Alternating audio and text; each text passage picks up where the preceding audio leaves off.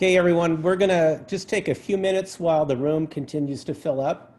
So we'll start a couple minutes after 6. Thank you all for being here.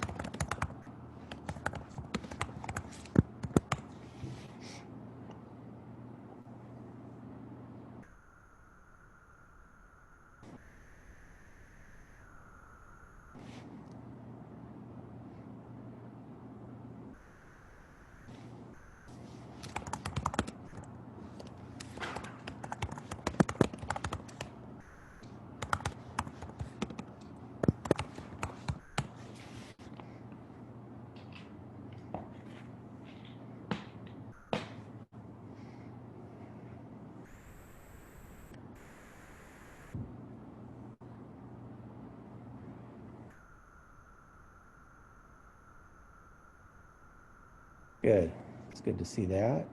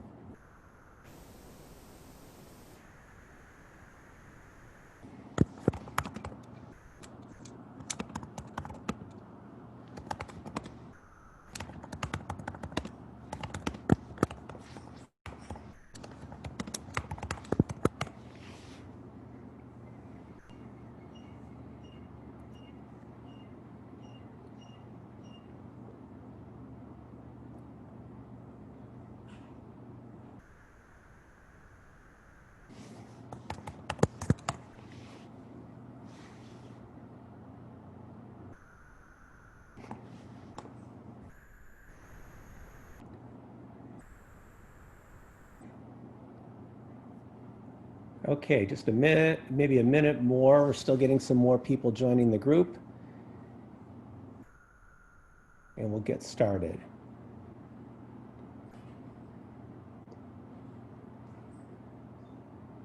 Oh yeah, live on YouTube.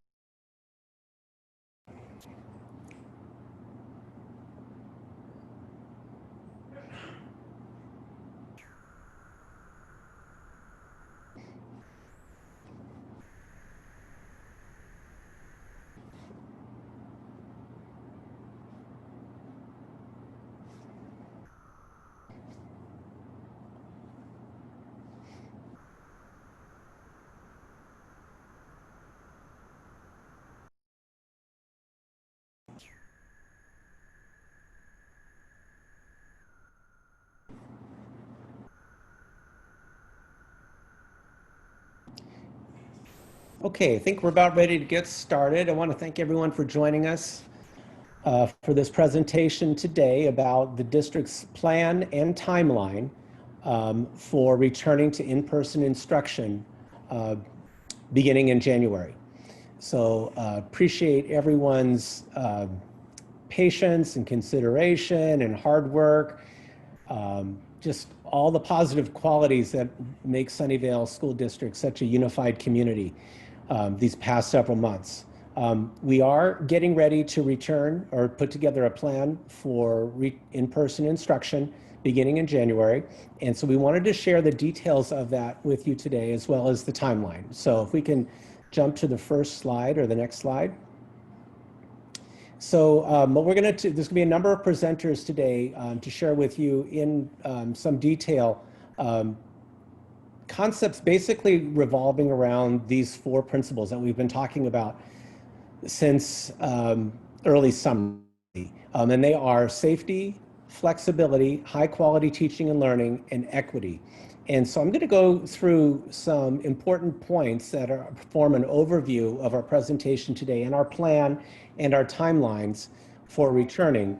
And you will notice that we are really addressing all four of these principles. We've really come back to these at every step of the way whenever we can in our planning process to make sure that we're creating plans and timelines that really meet the needs of the Sunnyvale School District community.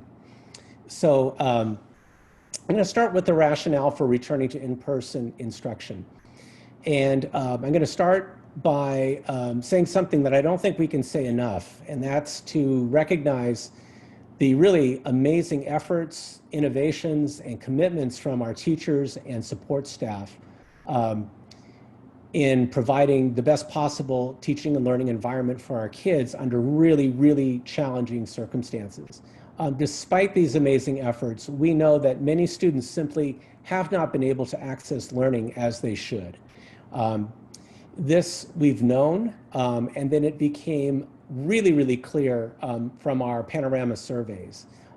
Students and parents expressed this clearly, and very importantly, our professional educators, our teachers, shared great concern about the learning of many of our students. Now, many of our students have done well, and some of them have really thrived in the virtual school environment, or have done as well as they otherwise would have, and that's fantastic. But really what's driving these plans and the timeline are great concern for the students who haven't been able to access learning.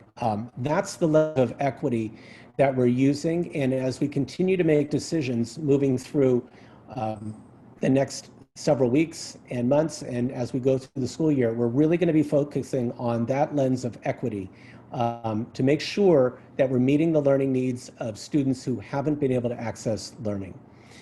You'll notice as I explain this that there's two different things that we're going to be talking about today.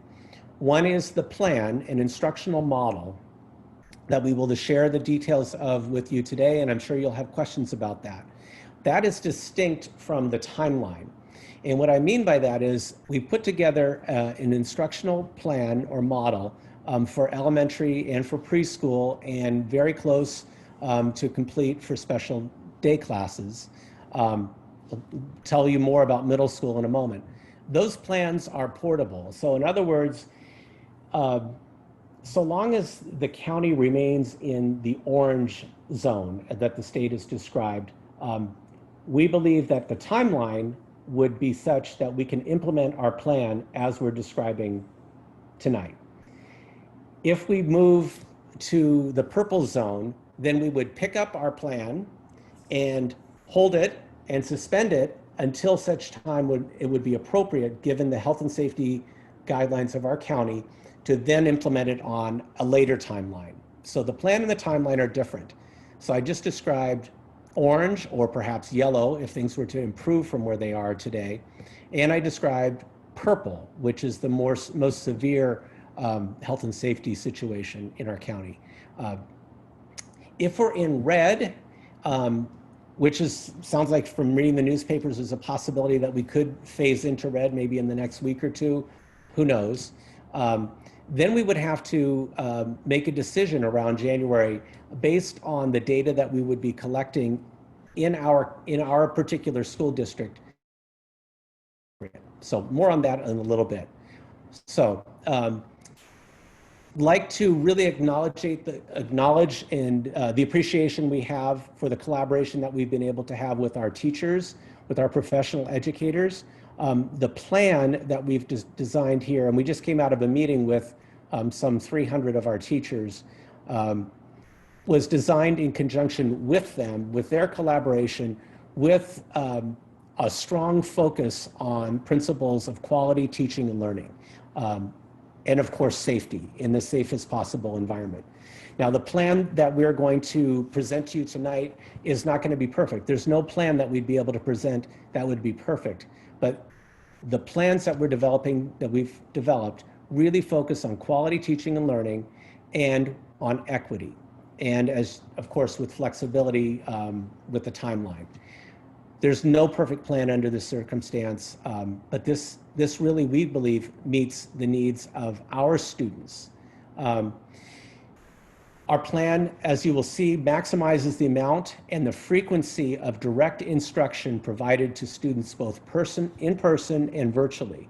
So currently, there's a considerable amount, even compared to other school districts, of virtual direct instruction.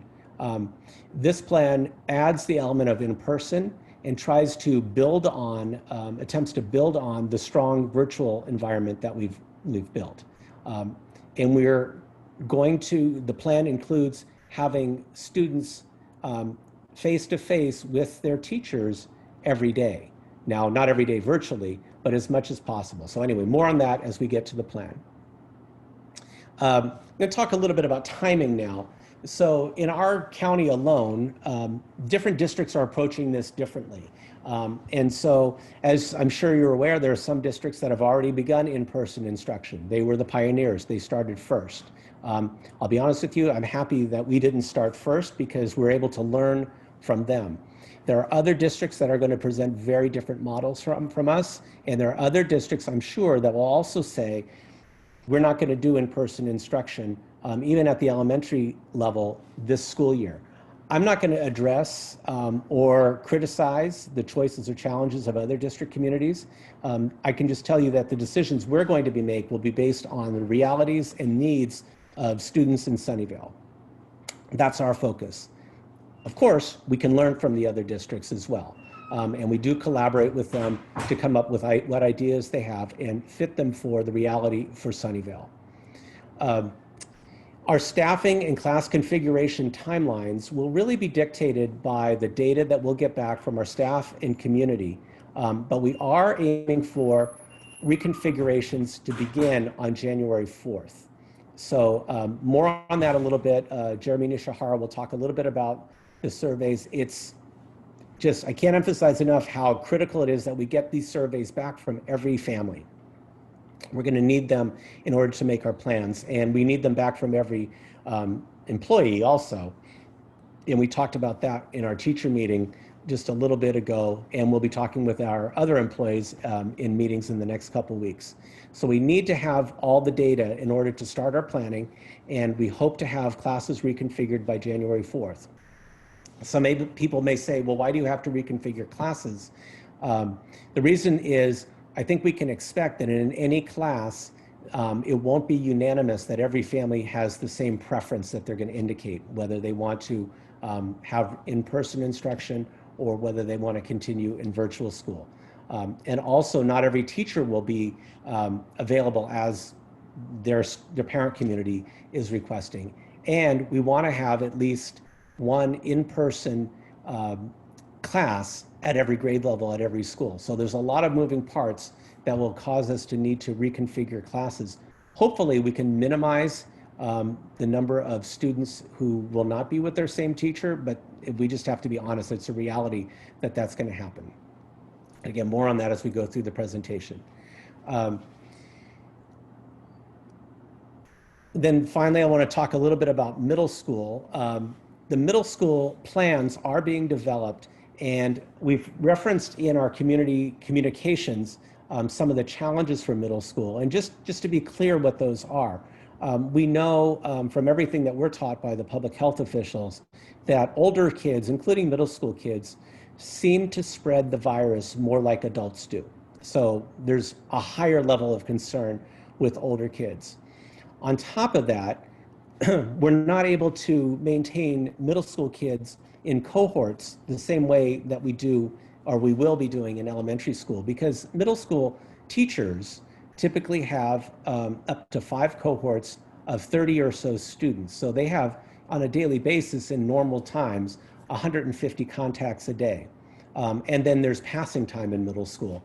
And you'll see our elementary model that we're presenting is very carefully contained cohorts of students in classrooms that won't be mixing with other kids for safety purposes. That's a big difference with middle school, where kids have 6 classes a day and teachers have 5 cohorts of kids every day. we've got to manage all those variables to keep everyone safe and to provide a quality instructional model. I can tell you that our plan is to continue to work with our teachers to bring a plan to the December 10th board meeting for middle school as we develop that. Okay, so you can see on the timeline that's being projected the information about the new class configurations. We also will be beginning a COVID testing program for staff January 4th and for students January 4th. More information on that to come. We're still finalizing that, but it looks like we're going to be able to put all that together. And then our first group of students that would return would be TK, kindergarten, and first grade on January 21st. You might ask, like, well, why January 21st? That's kind of an odd day. The more we talk to community members, we felt like starting right off the bat January 4th would be very problematic with families and staff coming back from the holiday, potential of mixing. So we think it made sense to pause a week or two at least in order to start so that we could have the testing in place. Then if you look at the week of that third week in January, the Monday is Martin Luther King's birthday, so it's a holiday. The Tuesday is the staff development day already, which our community, our reopening advisory committee and our teachers have said, let's use that day to really firm up our protocols to make sure we're ready for students to come back. So that's Tuesday, the 19th. Wednesday is going to be, our new Wednesdays in the new plan are going to be very much like the current virtual school, which brings us to Thursday the 21st. So that's why the calendar is proposed for that. Then Monday, February 1st, we want to phase in the return of students. We've learned this from the other districts that have started this year in our county, that it makes sense to do a couple cohorts at a time to make sure that all the safety protocols are being adhered to and to phase things in gradually.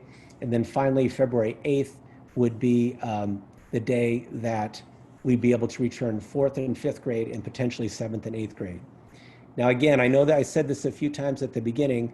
There's the instructional plan and there's the timeline. The instructional plan we're going to describe tonight. I've just described to you the timeline. Depending on the health and safety conditions in our county, we may need to pick up the plan and move it to a later date. And so more discussion on that as we go through the presentation. Okay, so I'm going to pause here, and that's the overview. And now I'm going to have Rob Smiley, our Chief Operations Officer, and Dr. Tasha Dean, our Assistant Superintendent of Student Services, take over and talk about layers of safety. Thank you, Dr. Gallagher. Good evening, families and community. At this time, I'm just going to give you some of the details some of you have actually already received, but we also wanted to reiterate some of those critical pieces as we're considering the next level in our programming. This is a visual that just speaks to the different areas that we're going to be looking to. Our testing, staff have been having options to test on site as well as within the community, and we'll continue to investigate that, and you'll hear more about that later in the presentation.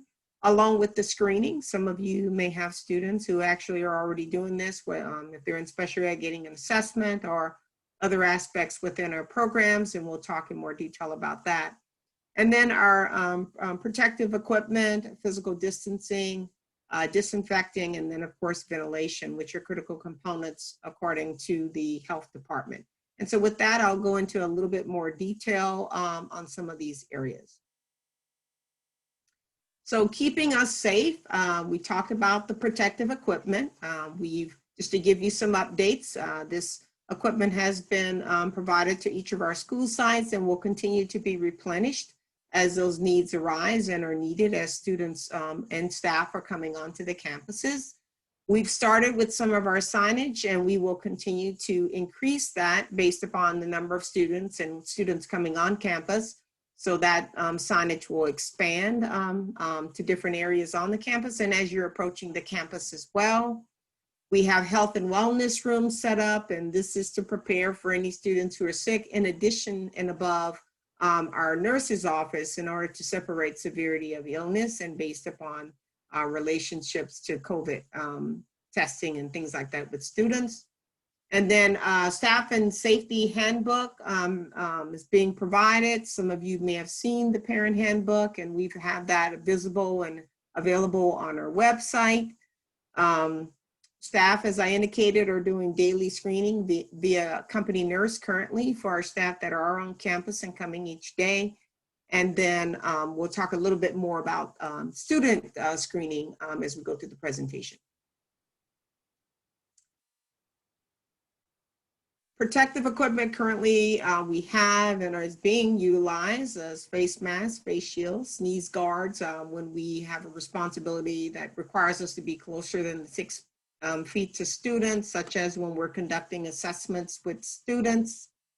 In addition to that, we have gowns and booties that we're utilizing within our preschool program, for example, because we, of course, have students that we may be doing diapering with, and then having no contact thermometers at our offices when, in fact, we need those. Next slide. And with that, I'm going to turn it over to Mr. Jeremy Nishihara. Thank you, Tasha. Good evening. My name is Jeremy Nishihara. I'm the Assistant Superintendent of Human Resources and Information Services for the district. I'm here to talk a little bit about our district's COVID testing plan. So we are proud of our partnership with the El Camino Hospital District. So we've been actually offering staff testing roughly every 2 weeks since the beginning of the year for those staff members reporting to duty to the site.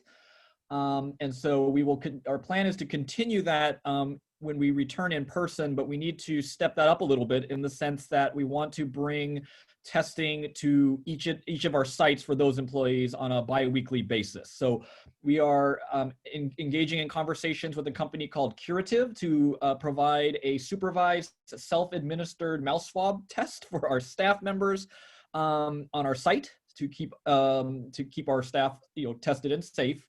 That would allow us, and we've just engaged in conversations with the El Camino Hospital to then reallocate the resources provided to the district to do employee testing to be able to provide those to the community and have an opportunity for our students to be testing. So we are in conversations with El Camino Hospital. We are very grateful for our partnership. And again, we can't mandate. We will encourage testing for all of our students who are returning on site.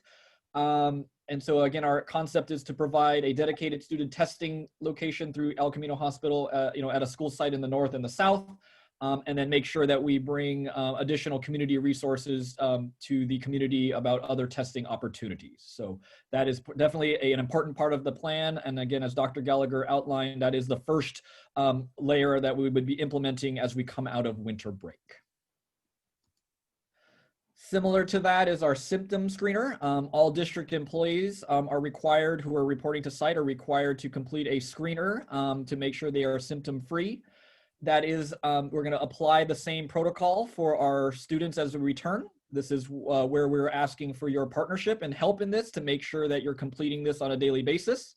This would help us make sure we're being able to properly contact trace and make sure that we're keeping our school, both our students and staff safe. So we would ask for your partnership on that. We are investigating a digital screener app to be utilized prior to your students being sent to school. In addition, there can be email alerts kind of built into that process. We will also have specific dedicated entrances. Again, this isn't a business as usual. We're going to have controlled entrances. So where we will double check that if students have completed their survey, and if they haven't, or if your internet is down that day or you don't have access to internet, you could complete a paper screener at that point. And then our classroom teachers would be the last check, as they queue up in front of the room 6 feet apart. With the information provided by the digital app, the teachers can ensure everyone has completed the screener prior to allowing them into the room. If they haven't completed the screener and they made it somehow to the classroom, then they would be sent to a predetermined location to be screened by the staff and then sent back to the classroom if cleared. So the reason we bring that up is, again, we're kind of all in this together. And as we make the in-person planning, wanted to make sure that your students and yourselves as parents and guardians, your partnership in this would be greatly appreciated and necessary to make sure we're keeping everyone safe in our return. So now I'm going to hand it over to our Chief Operations Officer, Rob Smiley, to cover physical distancing. All right, good evening, everybody. Again, my name is Rob Smiley. I'm the Chief Operations Officer for Sunnyvale School District and have a couple different areas of safety protocols that I want to go through with you all tonight. So the first up here is going to be physical distancing. I'm breaking this into two different categories, really general physical distancing on the school campus, and then also what it's going to look like in the classroom. So generally on campus, the requirement and what we're going to be reinforcing and training both students and staff to continue to follow, it's going to be 6 feet of distance in gathering spaces, hallways, when they're queuing up for classes, queuing up to get in and out of campus. Additional signage and floor markers are going to be provided to really remind everybody to be cognizant of that 6 feet. You know, if you do make it to campus currently, you notice that right now, aside from some of our small learning support groups, it's really just staff on campus. So there's not an overabundance of signage on site currently. However, as we begin to return to having students on campus, you'll see signage continue to increase as students are coming. Additionally, what we are going to have to look at is multiple entrances to campus, and that's really just to share the load as far as people that are welcoming the students to the campus. And then depending on how that goes, we may or may not have to explore staggered starts. I mean, really, that's just going to be dictated by how many students we're welcoming back to campus at a different time.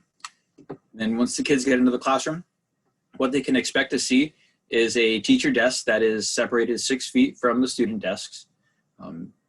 You know, in typical days, you would have the teacher would be making their way throughout the room, working directly with the students. Now, while they still be working directly with the students, it'll be from the front of the classroom instead of over their shoulder like we've seen in times past, and looking forward to returning to those days. Student desks, they're going to be in a row separated by ideally 6 feet in elementary and 6 feet in middle school. This is really just a traditional row setup where you have 6 feet in each direction between where that student is sitting and the adjacent student. And again, just continue to reinforce the signage and markers and keeping to an absolute minimum or just eliminating the shared use of items. And if there is the need to do that, they'd be ideally disinfected before they're passed to another student. And then student belongings, based on the individual site, will determine ways for them to safely keep those, but also ensure that the children are not commingling items. Next slide, please. So cleaning and disinfecting. There is definitely a distinct difference between cleaning and disinfecting. Disinfecting is that important process that would take place between a AM and PM cohort of students, should that be what we proceed with.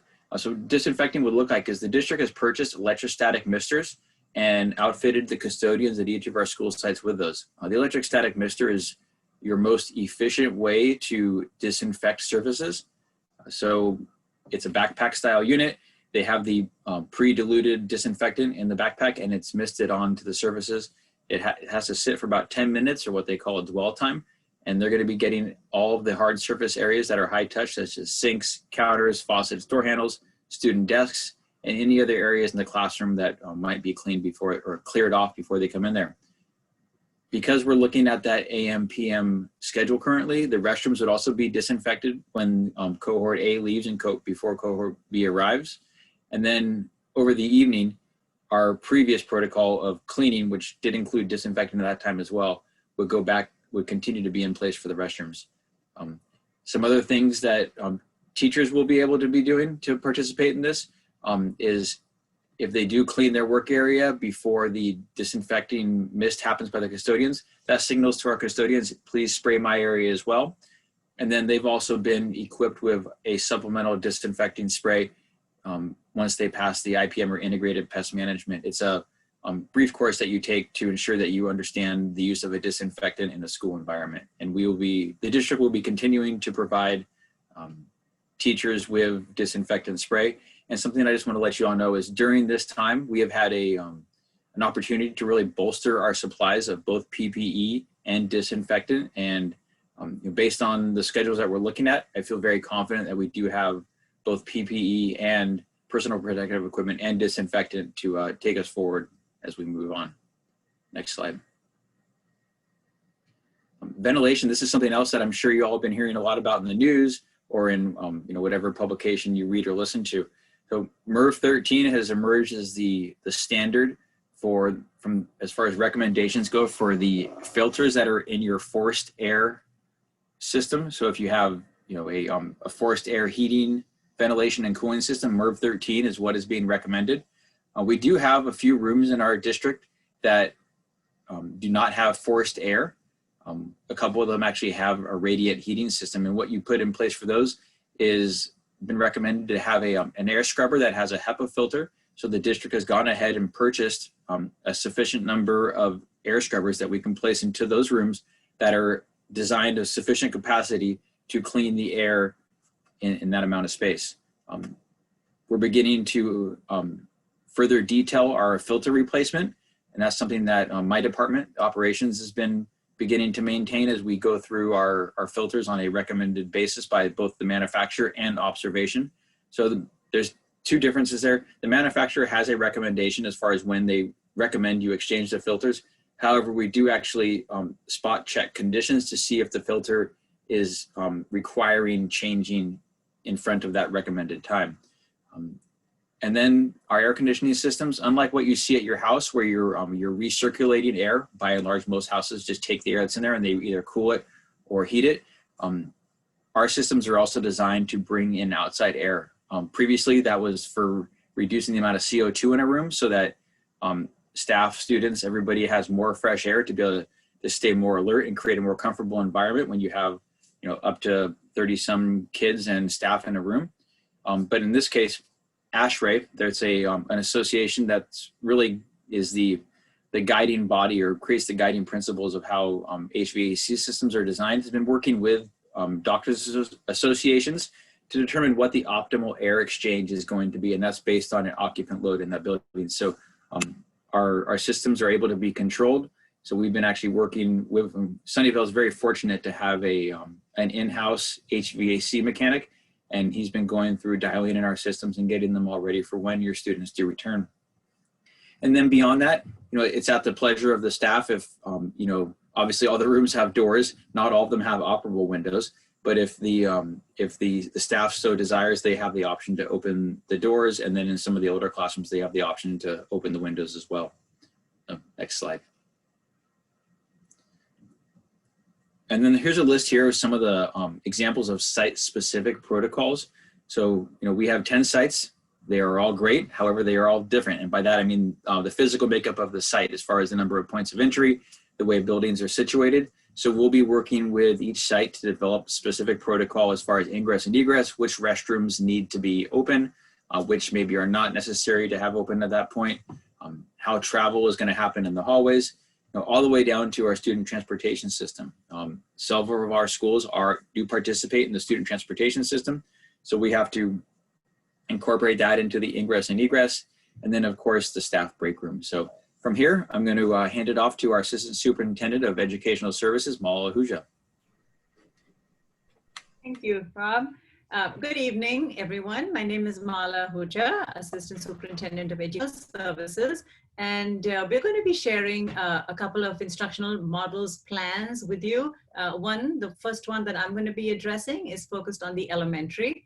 And then our Director of Curriculum and Instruction, Christina Ballantyne, will be sharing the middle school update with you. So let's start with the elementary. These are guiding principles that we have established upon which what we're using to make our plans. And as I share a proposed model, I want to preface it by saying that we know there is no perfect model. We can find several flaws in every iteration of what we have considered, and know in our hearts really well, again, that the best instruction takes place when a student and teacher are in the classroom in person all day. That is something we hope we will never take for granted again. To meet the guiding principles listed on this slide, in taking the instructional needs of our students and balancing them with the health and safety of all our stakeholders is, of course, of prime importance. It's also really important to equitably meet the needs of our students while adhering to, again, the health guidelines. And also looking at ease of adaptability. So if conditions warrant, we go back to virtual school, we can switch to and from these models with ease, because we know the last thing we need is more change. And what have we considered? So some of the things we've had to consider is the foundational one was how much maximum in-person time can every student have with their teacher? What's the impact on families, on our working families, on parents, where maybe in some cases in families where an older sibling is the one providing supervision for siblings, we have to look at those considerations. We have to look at families that need before or after school care, and they're dependent on that being really important for them being able to work. Looking at transportation, as Rob just mentioned, as some students are bused to and from school, and also in looking at food service, so we make sure that our students have an opportunity to get the school meals that they rely on. So please take all this into consideration as you hear the details, and know that after you hear about the details of our model, you may have questions that we may not have all the answers to, but they certainly help us as we continue the efforts to provide clarity about next steps. Next slide, please. So I want to reiterate the principles that were addressed at the beginning by Dr. Gallagher. These really are important, and our focus definitely is on the high quality teaching and learning, definitely through the lens of equity. And looking at the safety of all our stakeholders, along with some flexibility, which we definitely are demonstrating in these unprecedented times. Next, please. So when we talk about the lens of equity, I think there's a slide that we also want to look at priority placement that may be necessary based on student needs. And this could include students who have any of what has been identified over here. Because as a district, we continue to be committed to using an equity lens in making our decisions. In the spirit, I wanted to share some considerations that might have an impact. And it could have more of an impact at the middle school level. Mrs. Valentine will address later. At the elementary level, it could be a case of how we're dividing the classes into the AM and PM model. I just want to remind everyone that this is really important when we're making these considerations. Next slide, please. I think we, for the elementary schools, we have a hybrid AM or PM model, and the proposed schedule, for the next slide, is this is the proposed model. So the commonalities are that for every elementary school, the students' in-person schedule is either 8 to 10:30 a.m. every morning or 12 to 2:30 p.m. every afternoon. By every, I mean Monday, Tuesday, Thursday, and Friday. So there's a group that would be, half the class would be in person at school with the teacher, and half the class would be at home working on asynchronous work assigned by the teacher. And that would switch for the latter part of the day. So this gives every student an opportunity to be in the classroom with their teacher. Wednesdays are there's no in-person instruction. There's a 90-minute block of live instruction via the virtual school model. And then the afternoon is reserved for staff meetings, professional development, grade level collaboration among the teachers, which is really important as we consider that the amount of work that our teachers have to engage in has almost tripled, because they're prepping for in-person instruction, they're prepping for virtual instruction, and they're prepping also for asynchronous work. So it's really important that they have the time to be able to do that. Next slide, please. So some of the schedule highlights are really maximizing the in-person instruction that a student receives. And the students are assigned asynchronous work while not attending school in person. Wednesday mornings are for virtual school, live instruction via virtual school for all students, groups A and B, and the afternoon reserved for staff meetings, professional development, and grade level collaboration. And we do have an alignment with the instructional minutes of the virtual school that is currently in place with the proposed hybrid model. Just a step further, I want to add that, you know, I'm sure it's clear, but we want to make it even clearer that school is not going to look like it did in the pre-COVID days. So even if the students are back in person, we know that due to the health and safety considerations, the classroom is going to look different. Rob just mentioned how the desks are going to be placed 6 feet apart, you know, as far as possible at the elementary level, which means a teacher can't be walking around engaging with students, you know, as they're teaching, even though they are together in the classroom. We are, you know, some of our best practices all these years have been in supporting teachers, having students collaborate in small groups or do partner work, and that's going to be difficult, you know, in meeting the health and safety guidelines that we have. And even the asynchronous work is going to look different, as it'll be more a continuation of the live instruction that a student has received in the classroom. And your child's teacher and school will definitely share more, but I wanted to just draw your attention at a macro level to how it is just going to be a very different model than anything we've been used to. Thank you for your attention. And we're going to now turn it over to Christina Ballantyne, who is going to talk about the middle school possibilities that are being explored. Thank you so much, Mala. Good evening, families and community members.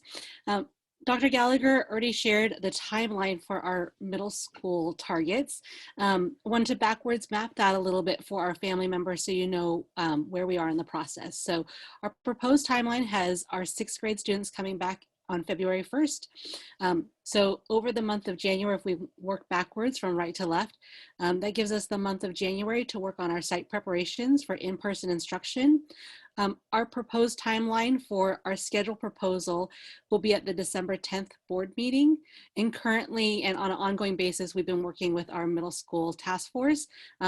Representatives from both middle schools are part of that task force, so we can work on a model that best meets our students and our staff needs. Next slide, please. So as Dr. Gallagher articulated earlier, middle school is just unique in the number of contacts that our teachers and students have over time period. So this is a visual that represents that. So at middle school, at an overview, we have one student, that little blue dot.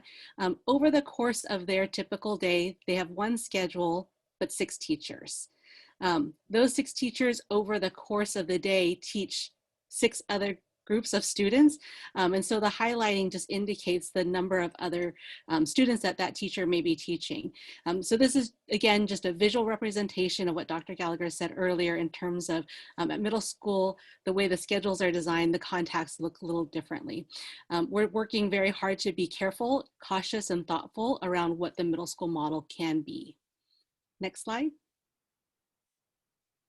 Just in comparison, because we know that we have families that have elementary school age students, the elementary model has one student, again, with one teacher. And so that one teacher teaches all the content areas. So it's just a little bit easier for us to create stable cohorts rather than at the middle school where our students do switch to different teachers. Next slide, please. Currently, in case you were looking at that and thinking, my child doesn't have 6 periods right now. We are on a block schedule, so our students do 3 periods a day. So this is just the visual representation, again, of how our middle school students currently do 3 periods a day, period 1, 3, 5, or 2, 4, 6. And that at both of our middle schools, there's a special period. So we're working, we're looking at flex and advisory at Columbia Middle School and tutorial at Sunnyvale Middle, and how we can make sure to maintain programs dependent on the school site. Next slide.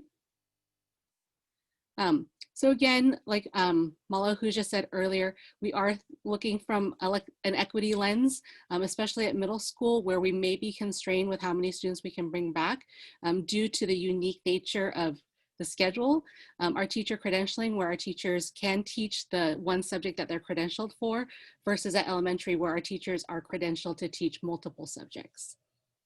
Next slide. So in summary, in terms of middle school, we are a work in progress, but we're working hard and we're, again, being very thoughtful about where we are. We're thinking very carefully about the safety considerations for middle school. So how can we support social distancing for our middle schoolers? What would that look like for passing periods? We're working to prioritize ELA, our English Language Arts, our designated ELD time and math as dictated by the state. But we're also aware that, again, the middle school schedule has all our content areas outlined for our students.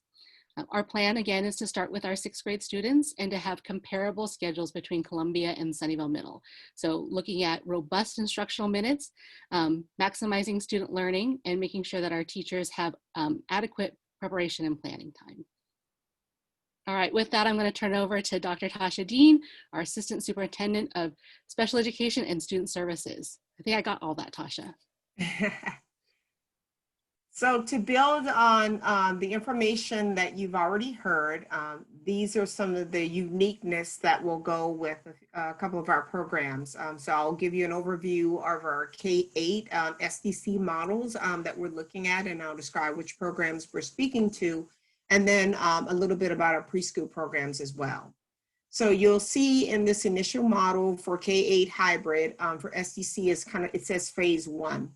And so the concept here is that we will be following the model that Ms. Ahuja talked about earlier. And the reason for that is to give students an opportunity to get acclimated to schedules again.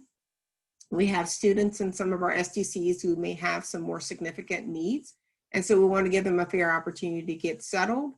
Some other considerations we might have as well is also pending what transportation routes will need to be developed in order to get students to school who actually need transportation. And so this model will allow those students to kind of transition in and be successful. The other students that are here, you'll see K-8. So with regards to middle school, we do have some living skills programs. And so as we talk about the SDC model, we will be supporting those middle school programs in this model. Next slide, please. So we will be positive, and we hope that we will continue through our phase 1, and then our goal will be, with success there and the health conditions in our county continuing, that we would then transition to a full day program for our SDC students. That will allow them to get full instruction on Monday, Tuesdays, Thursdays, and Fridays, as you see here. And then on Wednesdays, still being aligned with their elementary program, so that that will give an opportunity for teachers to do their prep time, but then also to be aligned with the collaboration and the professional development that our teachers need in order to continue to be successful. So with that, next slide. So for preschool, we kind of have 2 programs. We have our special education SDC model for our preschool. And so with that program, we will be looking most likely to this particular model here, which is very aligned with the AM/PM model that we've talked about for elementary programs. Again, allowing for ease, hopefully with transportation for some of those students who also might require that. And then allowing sufficient time for teachers to work with the young kids before they then transition home each day. And then rotating in the afternoon again from 12:30 to 2:30 to provide live instruction to the second group of students. And so due to the age of our students, we felt the 2-hour time would allow them to be able to follow new routines. Some of our preschool students haven't had an opportunity to be in school yet. So this schedule will afford them to kind of get situated and get accustomed to learning again in the classroom. Next slide, please.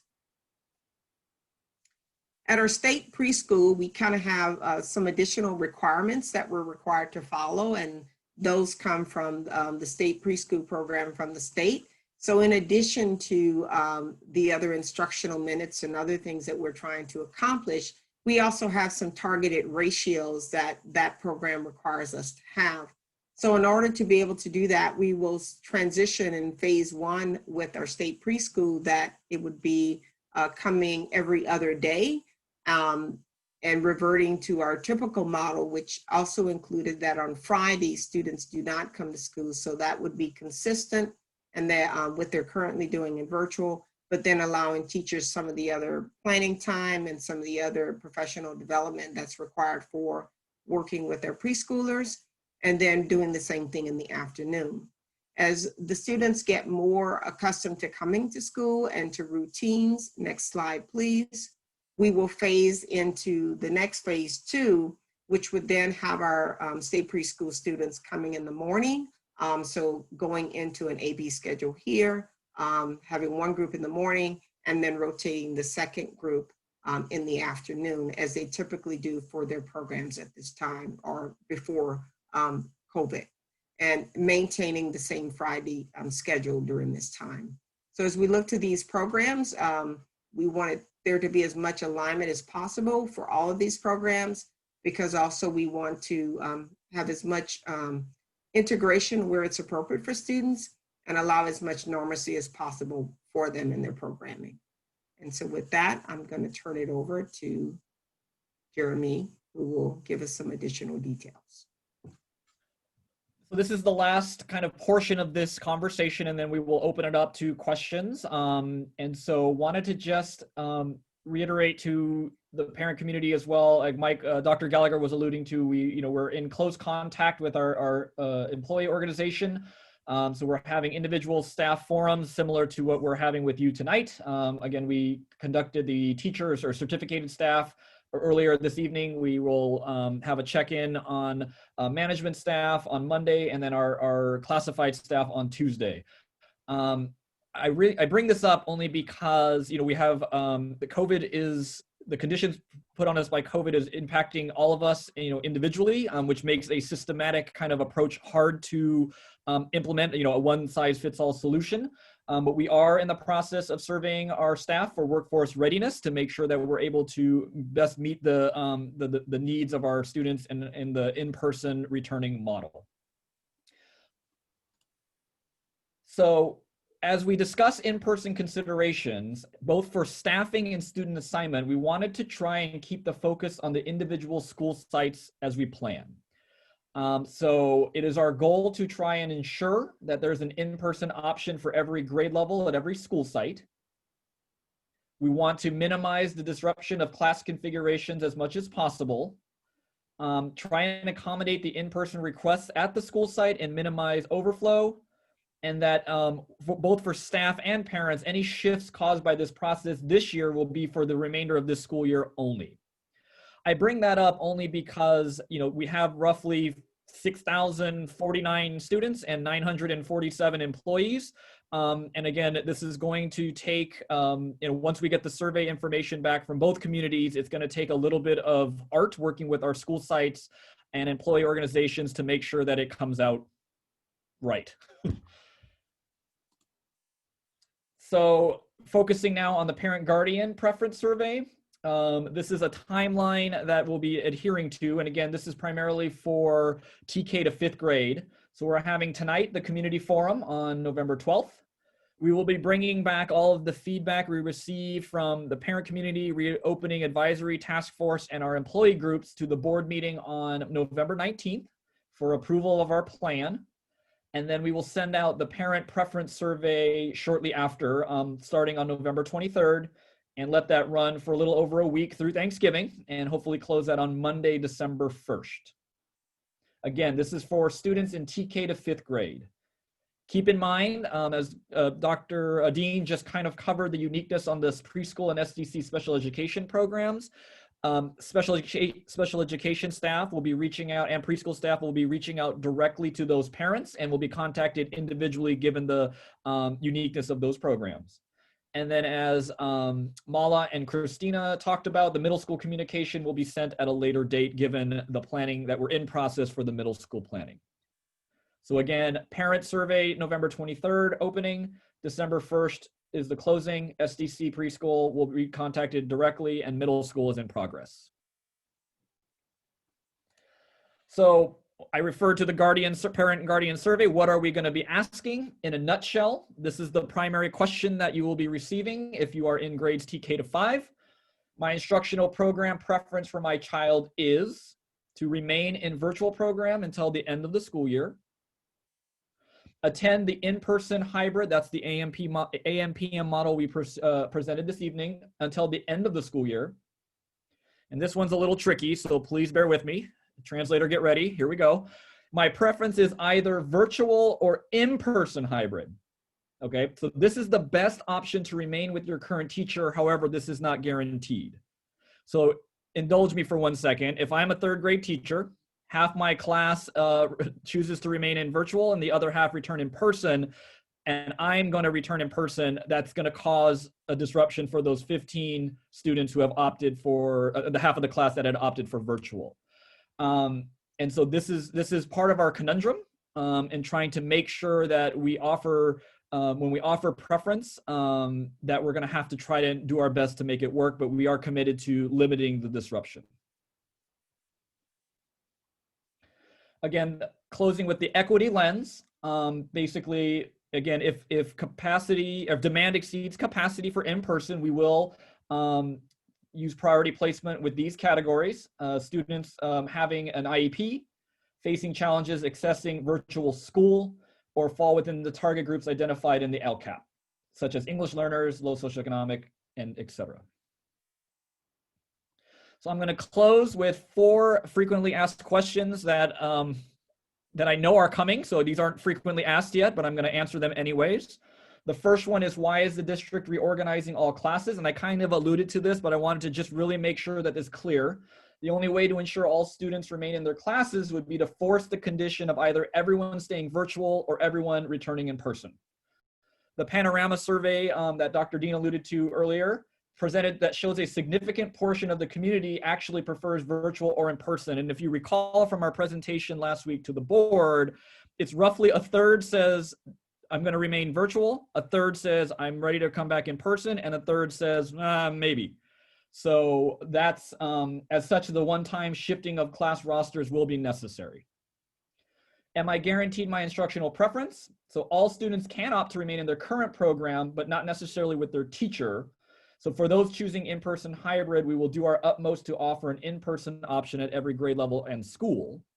The issue, though, is when we come with our teaching and support staff, again, everyone's circumstances individually is different, and we may have teachers who cannot teach in person given underlying health conditions. We could have a teacher who needs to go on leave for a variety of reasons, so we can't guarantee the class placement, but again, we will do our best to make sure. How will the survey be sent out? We will use a combination of an online form followed by email, phone, and text blasts. And then if you recall, dare I say, the madness we had when we were putting out information about our reopening in virtual school in the summer, we did a mailing. Like we are fortunate, and thank goodness the site administration and site school secretaries are back in the office. So we're going to be leveraging their familiarity with the school communities, and they will even start reaching out as soon as the survey goes out to make sure all parents are aware of the survey and we get that data back. Lastly, if we don't hear back from the survey, what is the default instructional program? We are choosing that is to remain in the virtual learning program. Again, hopefully you can appreciate that fact given the differences from where we left in-person instruction in early March of last year. The in-person model is going to be vastly different given the spacing, the protocols, et cetera. So we didn't want to make that decision for parents. So we would just say that they would, if we don't hear from them, they will continue in the current condition of virtual school. So with that, that concludes our presentation. And we're going to, I think, open it up now for questions and comments. Yes, thank you, team, for that presentation. It was very thorough, I think. Went a little long, so we already have a number of people who have their hands raised. Please, we're entertaining comments, feedback, and questions, but we want to get to as many people as we possibly can. So actually, with as many hands up as we have, I think we're going to have to limit it to 1 minute each. So there'll be a clock that we put up. If you can just keep your comments or your question brief and succinct, and then we will try to do the same with any kind of response. So Aaliyah, you will be the one calling on people. And then audience, if you can also know that, if it's a complicated response, we may reserve the longer response for an FAQ later or something like that. But we do want to get through as many as we can. So we're going to be responding to, questions of, the details of the program or the details of the timeline. Those are the main ones we're going to be responding to. So Aaliyah, do you want to get started with Brooke, I think is first. Yes, thank you, Dr. Gallagher. And I just wanted to say too that the instructional models will be put on the website and will be shared in an email, as will the recording of this meeting, so that everyone can have more time just to digest all of this information, because it is a lot. So there'll be multiple ways for families to review it. But with that, we have Brooke Streishock first, then Christine K, then Katrina Echt. And Brooke, if you want to go ahead and unmute yourself, you can go ahead and get started. Great, thank you. I have a lot of questions, so I'm going to talk super fast. My first question is, if we don't open, can we stay in the same classes, or once you've shuffled, it's shuffling no matter what? What happens to where we are in the learning? We're going to be transitioning mid-trimester, so how is my student going to go from one teacher to another teacher? Are all the grades going to end up the same place? Is there a way that our families can communicate amongst each other? I have a lot of families I've talked to, and we're really interested in staying together or staying with our teacher, but nobody is allowing us to talk together, which is very frustrating. We're working in silos as opposed to being in a community. I see that our education live instruction will be decreasing from 16.5 hours roughly to 12.5 hours, which doesn't seem equitable at all. How will we know specifically at Ellis Elementary School if we're returning to a classroom or to a portable? That might make a big decision for the safety of our students. How are there going to be subs? What happens if there's COVID positive cases in the classroom? Does that mean both of my kids have to stay home if they're in separate classes? Does the whole class go home? What does that look like? And is every staff on campus mandated to wear PPE? I know for a fact there have been 4 staff members on our campus who have not worn adequate PPE, and I want to know what happens to the staff and to the students when they don't follow the rules. Okay, Brooke, we're going to make note of, we can't answer all of those because that would be, we can't answer all of them now because that would take everyone's time. But if there's one question that you'd like us to answer now, what would that be? And the other ones we'll put in an FAQ later. Unfortunately, I just moved her down. Oh, okay. Can you raise your hand again? Or we can just, I'll put in you can email us too. I'll put it in the chat to everyone, just at COVID-19 concerns at SESD.org as well. But I made notes. Oh, good. Okay. So try to just ask one question, everyone, so we can get to everyone, and then we can actually answer your question because it's hard to keep track of them all. Christine K is next. Christine, if you want to go ahead and unmute yourself. Yes, I just unmuted myself. Thank you very much for this informative presentation. I'm glad that you have the option of sticking with your teacher. We've been doing virtual school, but the main thing that's really been working has been the teacher. The teacher has just been absolutely wonderful. And so I'm really glad that you do have that particular option. It looked in the slides as though the virtual option was that the number of hours was going to be decreasing. And I didn't understand how the virtual schedule, I don't understand how many hours there will be for the virtual schedule. Can you talk a little bit more about that? Yeah, Ms. Ahuja, can you take that one? Yes. So we shared a hybrid schedule, which is in-person and asynchronous learning.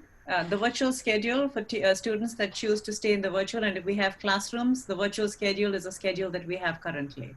The instructional minutes are at par. They both align with each other. Okay, thank you. Next up, we have Katrina Echt, and then Debabrata Sahu, and then Advit. Katrina, you want to go ahead? Hi, thank you so much. This is clearly very thoughtful. I had a question about why student testing is voluntary, not mandatory. And then could you describe a bit more about how contact tracing works? Thanks.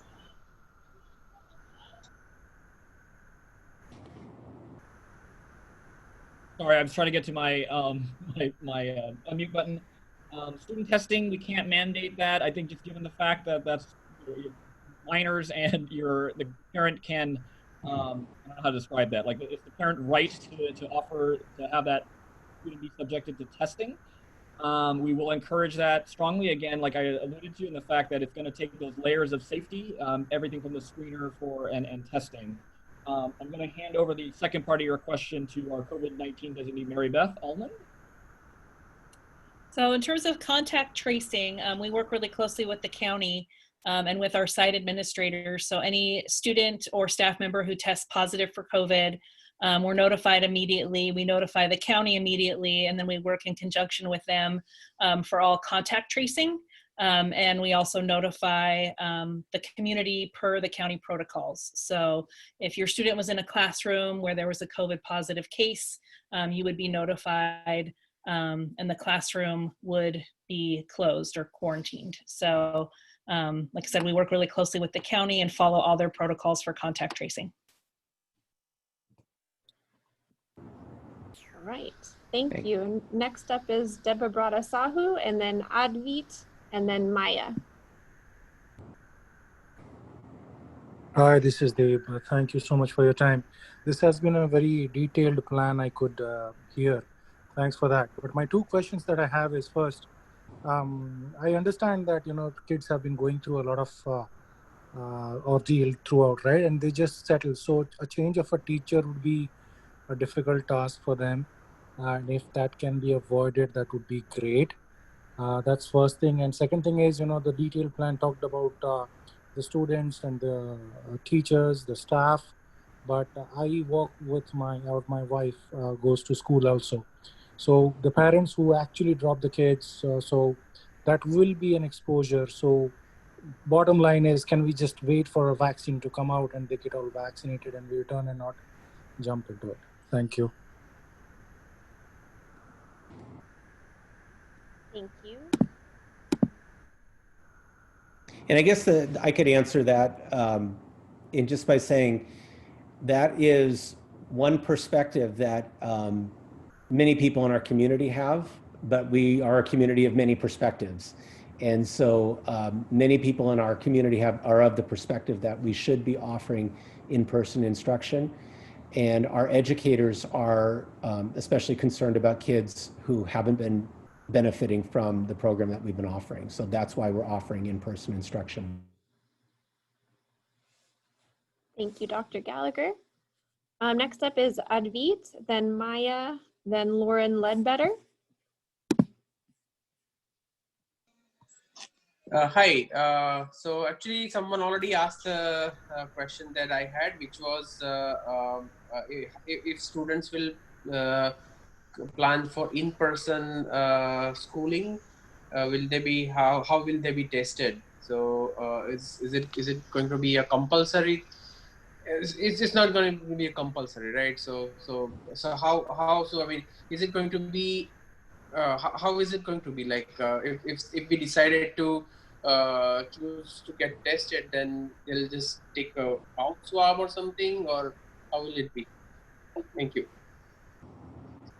I can't speak to the actual student testing component, but for the El Camino Health Department, I went today to get mine done. It is a self-administered nasal swab, five times each nostril.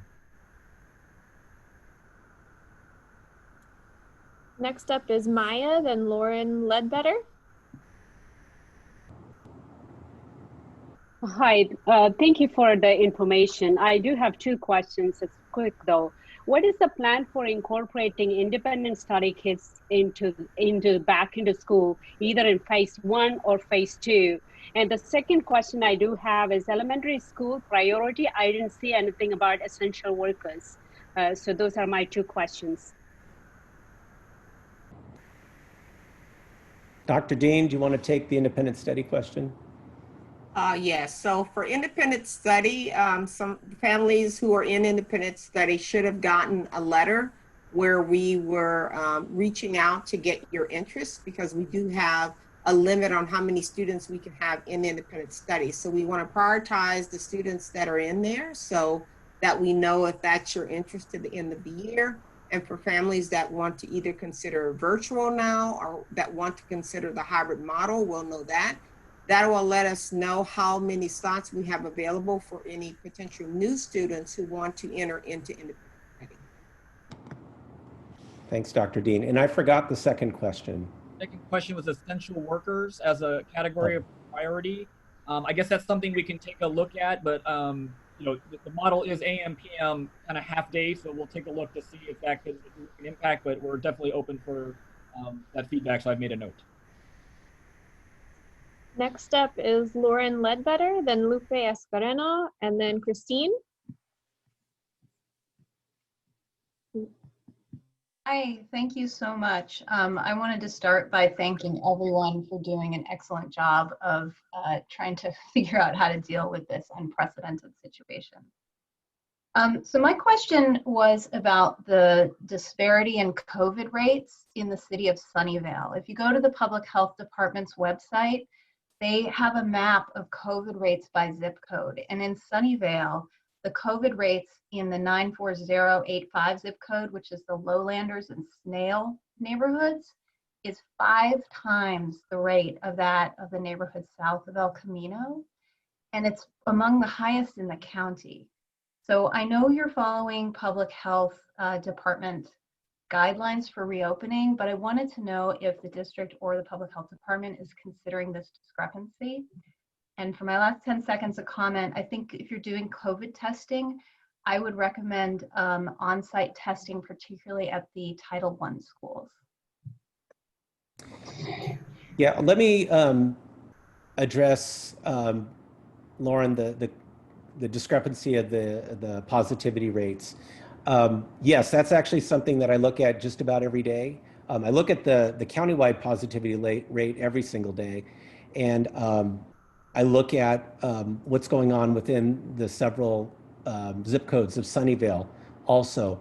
You know, my best thinking, and this is supported by the conversations I've had with the county health officials, is that Sunnyvale is a pretty good, or well, let me put it this way, the county data is a pretty good proxy for Sunnyvale. In other words, we have areas of Sunnyvale that are similar to some of the lowest rates in the county, and we have areas, as you mentioned, in Sunnyvale that are similar to some of the highest rates in Sunnyvale. And I think that's relevant in thinking in terms of the county because our employees live throughout the county. They live in other counties too, but predominantly they live throughout our county. And our families certainly work and travel within all parts of the county. So we have a pretty diverse community, and so is our county. And that's why we're looking at, I think our particular district can look at what the county is saying countywide and consider it as pretty relevant to our Sunnyvale community. And that's what they've told us as well. They've said that countywide, and I think they've said that specifically for our community too, because we are so diverse. There are some school districts in the county where it's all one or the other, you know, either very low rates or very high rates predominantly. We're very diverse, and that creates its own challenges for us. So I appreciate that you brought that up, but that's exactly what we're looking at as well. Again, recognizing that our employees come from all over the county and our families travel throughout the county as well. Thank you. Next up is Lupe Escareno, then Christine, then Sharon Akuka. Hello, this is Lupe Escareno. So I am a mom of my son, 3rd grade. He's in Miss Zhao's class in San Miguel. I've asked this before in another meeting as well, in the summer meetings. I guess my big concern is if we are opening schools, will an after-school program like the KLAS program also open in conjunction with the school opening? Or, you know, I think other people have asked as well that, hey, you know, for the essential workers, will we have something like that available in the school? That's my biggest concern, because right now I have my son in the CDC Vargas. They've been very, very, very helpful to me to continue working. So I want him to have either or, and I want him to stay with Miss Zhao. So I just wanted to know if that was even a consideration to open up the KLAS program if we are opening the school. So just wanted to ask that. Yes, I can answer that. That is definitely a consideration. We have all our, but our KLA staff are going to be provided the same survey that the rest of the staff are. So based on the staff health conditions and their return to work possibilities, we will definitely look at that. Currently, we do have all our KLA staff conduct virtual after school teaching, so they're definitely available and on site. Thank you, Mala. Next up is Christine, then Sharon Akuka, then DEO. So my question is, one, thank you again. I think I'm echoing what everyone is saying, which is thank you for putting so much time into helping us figure out how to navigate hard times. My two questions are more around if we want to stay with our teacher, but it's not an option because there's too many students, do we have kind of a fallback? And are there any options, and I say this because my child has ADHD and does resource room and has a lot of economic, like just challenges. Is there a way, if we pick one path, is there a way to change that, or are we set when we pick come November? I'll take the first part of that. So what was it? So to change after the fact, I think there will be a small opportunity to do that just to see how everything kind of shakes out, but I don't want to commit to that on a global scale. But I think once we have the numbers back and the classes that are being brought back, and again, I want to make it pretty clear about we're going to do everything we can to have students remain with their teachers. But just remember, again, the teacher might be, in order to meet our goal of having an in-person option at every site, it could be teachers are being reassigned potentially to another grade level at the same school site, or maybe the same grade level at another site in order to meet that, just not knowing what the underlying health conditions for all of our employees are. So that's kind of a long-winded answer for that. And so I think we would try to, your fallback option would be the fact that we're trying to keep all students, be it virtual or in person at their neighborhood school as a starting point. That is the fallback if your teacher is unavailable, your current teacher is unavailable or is transferred to another assignment or has to go on leave. So.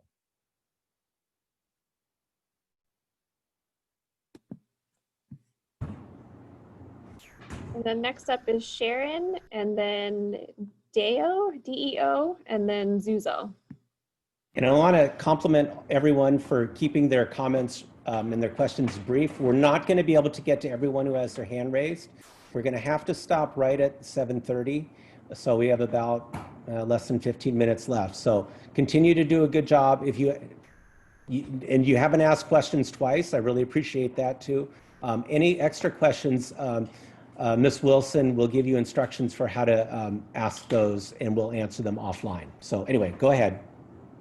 Hi, thank you for this session. It is very much appreciated. I have very short questions, hopefully not too much. First of all, for elementary, K to third grade, how many kids are going to be at each class at max? Second, for the same grade levels, are the kids going to have any breaks for like free play with each other and in the playground or in class, or are we talking just about 2.5 hours of just studying? And another question, which I think was asked, but I'm not sure I understood the answer, is the choice for the remaining of the year or only for the next trimester? And not a question, but a comment. I think it would be much appreciated if you can be more clear, clarify more about the protocol of what happens if there is a COVID case in class. Mala, do you want to take the first ones there about this class size? I think there was a couple about class size and something else. Class size and recess.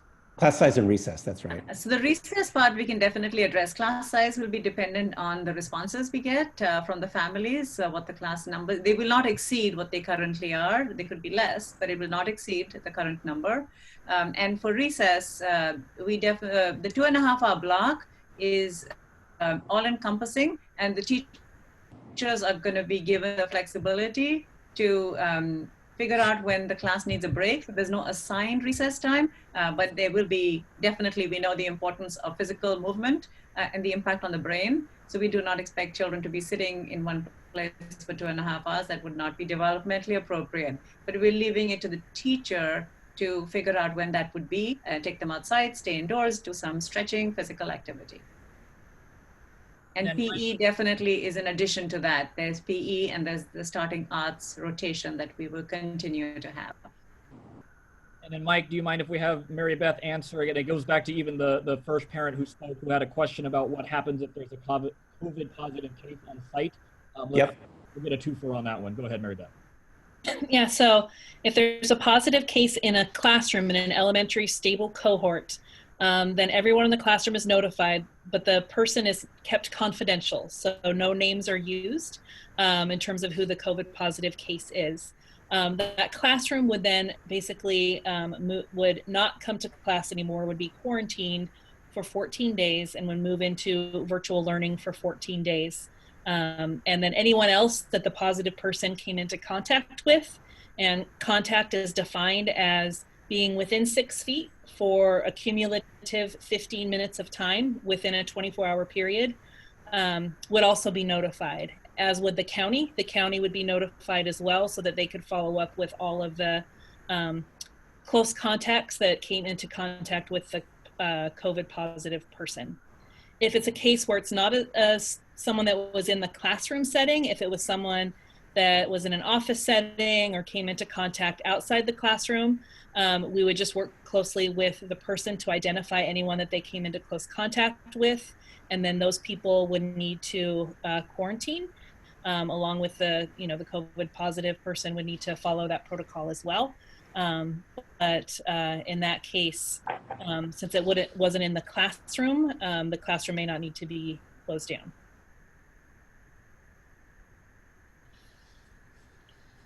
Thank you, Mary Beth. Next up is Deo, and then it is Zuzel Vera Pacheco, and then Rohan Ramani. My question relates to grading. Since the transition for middle school, grades 7 and 8 occur mid-trimester, will current grades somehow be forwarded to the new teacher? How will the new teacher know how far into the curriculum the previous, or shall I say the current teacher? So can you describe at the moment now, how do you plan on handling grades for trimester 2 in middle school and curriculum? Thank you so much for the question. So that is definitely one of the things that we're taking into consideration, which is how to have continuity between grading practices and also just curriculum and instruction. So it's definitely a consideration.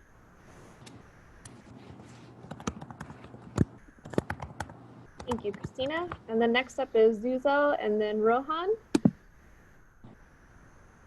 Hi, I wanted to ask you, if a kid catches a cold, we don't know yet if it's COVID, they might have runny nose, what you could talk to different symptoms if it matters.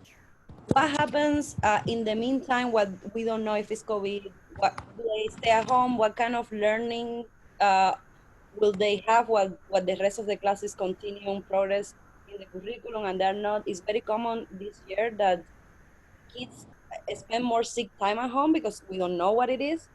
So I wanted to know what plans are for like that period of uncertainty.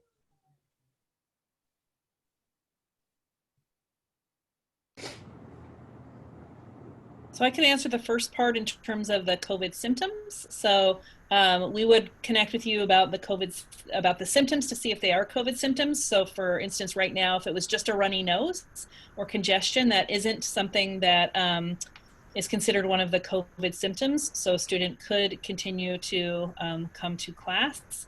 However, if it is something that does fall under the screener, the COVID symptom screener, then we would encourage you to have your student tested. That way, if they do test negative, they can return to class as long as their symptoms have been away for 24 hours, they can return to class. If they don't return to class, then we would be working with the teacher, or if they don't return to class because they need to quarantine, either because they tested positive or if you haven't gotten a test yet, then we'd be working with the teacher for some asynchronous work that they could be doing at home. Next up is Rohan, then EM, then Selena Y. Hi, my question is, do we get to choose whether we go for the AM instruction cohort or the PM instruction cohort? And the second question is, in case if there is an, somebody's tested positive when, for the class and the whole class has to quarantine. So the testing that the family and the child has to do, will that go through the Sunnyvale School District or the family is responsible for it? Thank you. I'll take the first question. Yeah, we'll put on the survey that you can identify your preference. And again, this is something I know principals are very familiar in balancing classes, so they will work with you on that. And then as far as the COVID testing, I'll take a stab at this. Again, if it's through your primary care doctor or even a testing of the student, the result goes back to the parent. Again, those are your medical records, and so it would be up to you in order to help us and by communicating the results of those tests back to the district.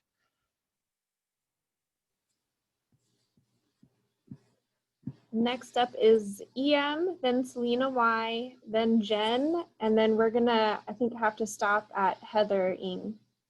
But EM, you're up. Yeah, my question is, what kind of PPEs, what kind of masks are you guys going to be using? And if our child has one that is a higher grade, like an N95 or a KN95, will we be allowed to use them? Great question. Yes, if your child has a mask that exceeds the recommendations as far as the filtration level, the child will be allowed to use that. In the class for distribution, should a student's mask get soiled, we have either the disposable or cotton masks, or if a student was to forget one for that day or just not have one in general, we also have those available for staff members. Thank you, Rob. Next up is Selena Y, then Jen, and then Heather Ng. Hi, I have one child in elementary and one in middle school, so I have one question for each. Regarding the reshuffling of classes, and I think the first parent had asked this question, I don't think I heard it answered. Is the reshuffling going to happen regardless of when the students come back in person? So if it gets delayed, will the students still start out in January with their new teacher if they have a new teacher? And then for middle school, how is that reshuffling going to work with respect to electives? Will certain teachers only be teaching in person, and then our child will have to pick a different elective? Or how is that going to work? Thanks.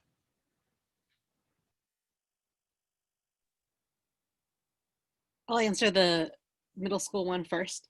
So thanks for asking about electives. This is one of the big, again, not to not answer the question, but these are the considerations we're taking into account right now in creating the middle school schedule. Like, what would electives look like? Because some of our elective classes right now have mixed grade levels, 6th, 7th, and 8th. So that's why it's complicated and why we're being thoughtful and considerate. So we're working on the answer, but thank you for bringing it up. And also our time, I didn't answer this last time, but in terms of the timeline of transition in the trimester, that's our proposed timeline for middle school, but as Dr. Gallagher said, that might move depending on conditions. And then the reshuffling question, I think that's yet to be determined. We just had that on the timeline, and I don't know if you remember, it said proposed kind of next to it. We're gonna use some data, as the staff survey and the parent survey information comes back. But I think that's the point that the first parent brought up, and Selena, that you brought up as well, is definitely something on our mind. And so I think we're gonna do some more ruminating on that, and then we can, we'll present the actual information to the board on the 19th. Mike, I don't know if that was kind of what you were thinking as well. Yeah, and actually, I think maybe underlying that question, or at least if I had asked the question, underlying it for me would be, well, if we reshuffle the classes, what if there isn't a time during the whole school year where we ever get to in-person instruction? I don't know if that's implied in your question or not, but I've had that thought. And when I have that thought, my answer to myself is, I'm pretty confident we'll get back, even if things get worse in the winter months, as many people say they will, by the end of the school year, by say March, maybe April at the worst, I'm pretty confident that things will get back to a point where they were at least like a couple of weeks ago, where we're firmly in the orange and going in the right direction. So I feel pretty confident about that. And so reshuffling the classes in the January timeframe gives us the flexibility to be able to implement our program more quickly so that kids can have some in-person instruction sometime during the school year. Hopefully beginning in January, but worst case, I think the worst case would be sometime later in the spring. So. Next up is Jen and then Heather. And then I think we're gonna have to end with Heather just because we're reached our time, but I apologize for everyone else. But if you could please send your questions, comments to COVID-19 concerns@sesd.org. We'll be reviewing them and we'll be reflecting them in our frequently asked questions section, which we'll put on our website. With that, Jen, please go ahead. Hi, can when you post the hybrid model weekly, when you send it out, can you provide clarity around it says group A ends at 10:30 a.m. and then group B asynchronous work. So it's just not clear to me whether they go to, if we do opt for in-person, they go to school from 8 a.m. and then they go home at 10:30 because it says group B. So it's just a little bit confusing. I'm sure you have, but if we could provide more clarity when you send that out. Thank you. We definitely can, and you are correct. The group A would be done at 10:30 and they would go home. Hey, Heather. Hello, thank you for all the information tonight. I'm also going to reiterate what a bunch of parents have said tonight already, but I think it's really important that you try to keep classes together at the elementary level. My daughter is in 2nd grade and she has an amazing teacher, and the class is really bonded this year. They know what the teacher expects. And I just think that it's really important to try to keep the classes together if you can. And just also I guess the question is, will it be clear on the survey that's sent home when we make our choices that if we chose that third option, that means we would have a higher chance of staying with the teacher? Yes, third question is going to have a large like parenthesis after it, really articulating that fact, but also that it's not guaranteed. Because again, in my head, you know, we have to make sure that we're balancing classes and equitably making sure there's the in-person option for every grade level at every site is our goal. So yes, that's going to be the tightest balancing act. But if you do indicate that third choice, that is the best one we have to make sure we are able to match. I am remiss, I should have introduced Mary Beth Allman. Actually, I called her our COVID-19 designee, which is true, but she's also our fantastic Director of Human Resources, in case everyone was wondering what she's sitting there for, so FYI. Okay, thank you everyone for your participation. I know there are a lot of questions remaining. I strongly encourage you to send them to COVID-19 concerns@sesd.org. That is in the chat. Ms. Wilson has put that in the chat. Your questions are really, really helpful to us, the ones we received and the ones that you're going to send in as we continue to communicate with the community and refine our plans and our timelines as well. So I really, really appreciate that. And again, don't hesitate to send those questions in because they just help us and they help everyone. I want to thank my team for putting together this presentation. They did the same thing with staff or with teachers earlier today. They're going to do the same thing with our classified staff next week and with our management staff. They've been working long, long hours to make these strong plans for your kids to the benefit of all of us. So thank you very much, and thanks for your participation, and have a good evening.